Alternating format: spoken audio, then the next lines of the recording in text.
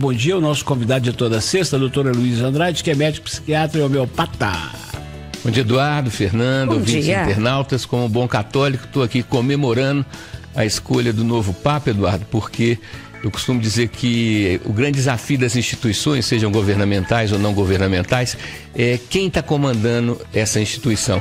Às vezes o estatuto do organismo, da empresa, né, Fernanda, continua o mesmo, compliance, que é aquela coisa das adequações, mas dependendo do perfil de quem está comandando, que seria, eu comparo com o motorista de um ônibus que a gente está dentro, faz uma diferença danada. O ônibus pode ser novinho, pode ser top de linha, mas se o motorista estiver distraído, estiver alcoolizado ou for ruim de serviço, bagunçou. E eu acho que o perfil do Papa Leão XIV é um perfil, a história de vida dele, né, que traz muitas coisas interessantes, peculiares e acrescentantes. E outra coisa também, Eduardo, por último, é que dizia antigamente que quem vê cara não vê coração. É dos poucos ditados, poucos provérbios que eu não concordo muito. Eu acho que uma parte do coração a gente vê assim, não só pelo rosto, Fernanda, não só pelo aspecto físico da pessoa, mas pela aura. A aura é justamente aquela energia que sai. Quem inventou a fotografia Kirlian foi um casal de russos, que você tira o retrato da pessoa, em vez de sair o concreto, essa parte da matéria, você vê um tipo de luz, um tamanho de luz, e eu acredito que o Papa possa trazer um grande avanço além dos que o Papa Francisco fez. Uma alegria. Ô, doutora Luísa Andrade, eu sou um homem que cuida da cabeça das pessoas. Olha que cabeça. Eu tô aqui pensando, o negócio é bom pra caramba pras mães. É bom pra caramba pra quem sonha empreender, não tem estrutura. É bom pra caramba pra meta. E é bom pra caramba pra Márcia, que deve estar ganhando dinheiro bom, e ela merece, que eu gosto de ver gente que ganha dinheiro com inteligência, doutor. É claro, e a criatividade é a alma do negócio, né? Porque eu digo que ser criativo é tentar inventar saída para o que ainda não tem, né? Então é como se você fizesse, no bom sentido, Fernando, uma mágica, né? Uma mágica porque tem algo que não existe, ou que existe de uma forma ainda limitada, e você consegue dar um up ali, dar um grau e transformar isso no que os americanos, né, os de língua inglesa, chamam de win-win, onde todo mundo leva vantagem sem ter que ninguém levar desvantagem, né? Então a questão de levar vantagem ou de se dar bem, quando envolve um compartilhamento desse sucesso, um compartilhamento dessa ideia criativa, isso é uma benção, isso daí é uma coisa maravilhosa, que não só a Márcia merece meus parabéns, como o anjo da guarda dela também, que deve ter sido ele que deu uma inspirada, né, Márcia? Bacana. Então, Luiz, a maconha, eu aprendi isso quando tinha lá pelos meus 10 anos, e não aprendi usando não, viu, gente, escutando, que ela promove e provoca uma viagem. Agora, viajar com gosto de banana, de mais não sei o que, é diferente, doutor. É mais sofisticado, né, Eduardo? Agora, a principal ação dos canabinoides, né, que são os princípios ativos da maconha, são o CBD, que é então canabidiol, que tem um efeito meramente, parece até que isso é pouco, é totalmente neurológico, controla convulsões, controla doença de Parkinson e Alzheimer, controla no sentido de melhorar o padrão neurológico da pessoa. E tem o delta-9 tetraidrocannabinol, que é o THC. Esse sim, Eduardo, esse é que dá o tal barato. O que é o barato? É uma mudança, uma ampliação da percepção da pessoa. Então ela fica mais sensível, ela fica mais susceptível às coisas que acontecem no seu entorno. Então essa sensibilidade aumentada é que levou no tempo mais antigo a chamar substâncias expansoras de consciência, substâncias que ampliam a percepção. E Baudelaire, o famoso Charles Baudelaire francês, em 1835, ele publica um texto chamado Poema do Haxixe. O haxixe é uma maconha mais forte, né? Mais concentrada, e nesse texto ele fala da embriaguez como um todo, não só da bebida e das drogas em geral, mas ele fala desse estado de embriaguez. Ele diz assim, Eduardo, estado este encantador e estranho, do qual deveríamos tirar, se fôssemos sábios, a certeza de que é possível uma vida melhor, e a esperança de alcançar essa vida melhor através do exercício diário da nossa vontade. E ele vai no X da questão, Fernanda, porque a dependência química, não fala o uso de substâncias psicoativas, porque você tem os usos rituais, como é o caso do daime, da união do vegetal, que você usa a substância, a mescalina, para poder um ritual até religioso. Mas o adoecimento da dependência química, a escravidão, adoece primeiro a força de vontade. A pessoa promete para si mesma que não vai usar tanto, ou que não vai usar todo dia, e não consegue, acaba usando. Mas depois, Fernanda, adoece a boa vontade. A pessoa já não quer mais parar. Por isso gera aquela música que tinha o refrão de que eu bebo sim, estou vivendo, tem gente que não bebe, está morrendo, que é uma conversa fiada total. Mas, de qualquer maneira, é por isso que eu, usando um termo um pouco pesado, digo que a dependência química como um todo eu vejo como um processo de vampirismo, onde a pessoa acaba se entregando àquela inadequação e se sentindo bem ao se entregar. Por isso que família, amigos e o próprio poder público, o próprio Estado tem que proteger quem está com o processo de dependência química, precisa de ser acolhido, receber cuidados para poder ter chance de escapar dessa paixão por um vampiro ou uma vampira do mal. Doutor, doce faz mal, chocolate faz mal, picanha faz mal, cerveja faz mal. Ô, doutor, tudo que é bom faz mal, não, né? Com equilíbrio dá para ter ou tudo. É proibido, engorda, né? O que acontece, Eduardo, eu me baseei muito no conhecimento dos gregos, né? Que é um conhecimento antigo, 2.500 anos atrás, que foi a plenitude da civilização grega, e eles falavam a diferença entre o veneno e o remédio é a dose, é a quantidade, né? Então você tem substâncias muito venenosas, como é o arsênico, e que, quando transformadas em remédio homeopático, tiram crianças recém-nascidas de uma crise de asma. Então, essa questão da dose é fundamental. Agora, o que eu chamo a atenção, Eduardo, e eu tenho até perturbado Fernanda Viegas quase que continuamente, com identificação da quantidade de agrotóxicos que nós brasileiros temos ingerido.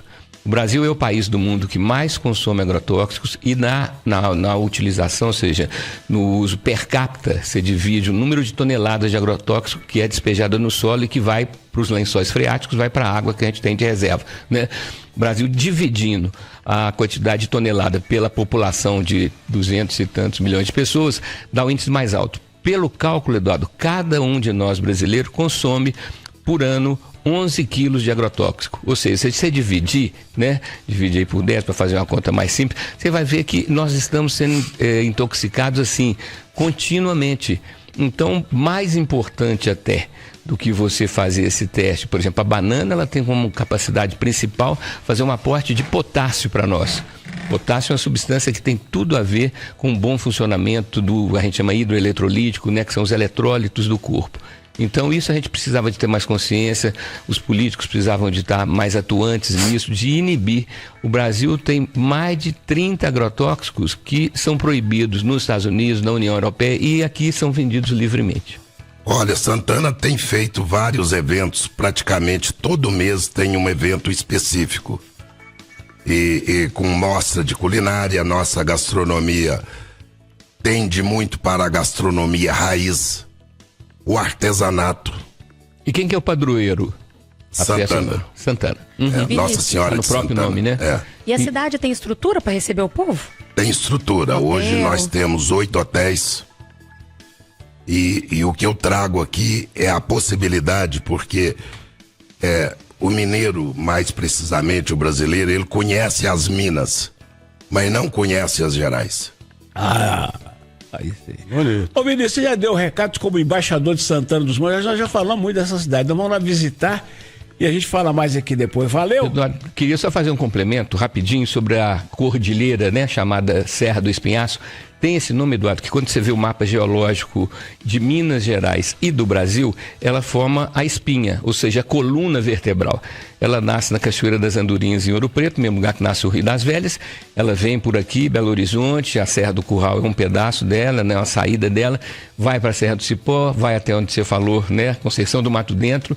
Quando chega em Grão-Mogol, que é uma cidade lá no norte de Minas, ela funda essa cordilheira, essa baita dessa montanha, reaparece no meio da Bahia, vai até Pernambuco, Fernanda. Então vai até lá em cima. Com 1.000 quilômetros de cordilheira. É a coluna vertebral do país e faz parte do conjunto de terrenos mais antigos, geologicamente falando, da Terra. Tem uma idade geológica estimada perto de 3 bilhões de anos, um 3 seguido de 90. Então, está no pé do espinhaço, é um privilégio. Aloísio Andrade, a diferença entre a cura e o veneno, né? O remédio e o veneno é a dose. Então, parece que é milagroso, mas é para quem pode e deve. Eduardo, é a dose, mas é também um critério de seletividade, você selecionar as pessoas que têm mais necessidade ou que têm mais risco, né? Então é sempre perigoso a gente pensar na panaceia, aquele remédio, aquela substância que melhora tudo, que resolve tudo e que qualquer um pode tomar e usar, né? Então assim, essa orientação médica é muito importante, porque o médico pensa no paciente como um todo, ele não pensa só naquela queixa, mas sim no organismo como um todo. E a produção de dinheiro pelos laboratórios, nós tivemos exemplos anteriores que foram, por exemplo, o Viagra, né, que foi o primeiro remédio para disfunção erétil e que o laboratório ganhou rios de dinheiro. Um antigo bromazepam, que é o Lexotan, um produto comercial chamado de Lexotan, um calmante também, né? Então, de qualquer maneira, a gente entende que o brasileiro tem essa tendência a querer um imediatismo das coisas, né? Isso faz parte do ser humano, não é só o brasileiro. Mas nós temos que ter esse cuidado de selecionar bem a indicação, a dose e por quanto tempo usar. Isso é fundamental. Ô, doutor Luiz, então é isso, borderline. Eu tô por aqui, eu tô que não vou explodir, doutor. Tem que detalhar isso para os ouvintes internautas, Eduardo, porque o conceito, não o diagnóstico, o conceito de borderline é antigo. Borderline na tradução para o português quer dizer o fronteiriço. Então, antigamente, quando a pessoa não era, vamos dizer, um doido varrido, né? Era meio perturbado, mas não era totalmente. Então, borderline queria dizer que a pessoa tinha aspectos de normalidade e tinha aspectos de instabilidade. Depois, a psiquiatria resolveu transformar o borderline, que é o fronteiriço, num diagnóstico, né? Que é uma coisa meio esquisita, porque o que era uma dúvida, né, passa a ser uma certeza, que é a questão desse diagnóstico. E a música, ela faz um sentido, a letra da música faz um sentido, Eduardo, porque nós conhecemos de longa data aquela fábula do príncipe que se transforma em sapo ou do sapo que se transforma em príncipe, né? Que são as duas possibilidades, né? Ou de uma pessoa que no início aparentemente é precária, é ruim, não seria desejável, que depois você vê que é uma pessoa acima da média. E o contrário também, os charlatães, os estelionatários do afeto, né? Que prometem amor na busca de sexo. Então, isso é muito comum.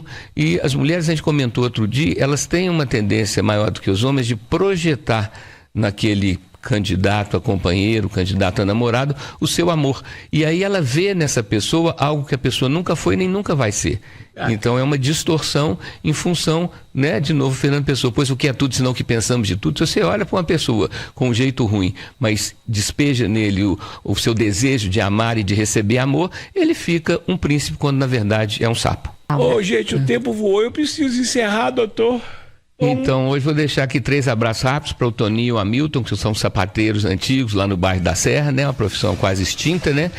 O Américo, que é um grande técnico para consertar geladeira e ar refrigerado, e o caso Renato lá do Riacima, que coordena a Secretaria de Obras, não é o secretário, mas é o coordenador técnico. Um abraço para todo mundo e desejando, né, Eduardo, que esses novos ares do novo Papa tragam não só para os católicos, mas para a humanidade como um todo, um momento de mais paz, não só exterior, mas interior. Mas não há paz interior se não há paz exterior.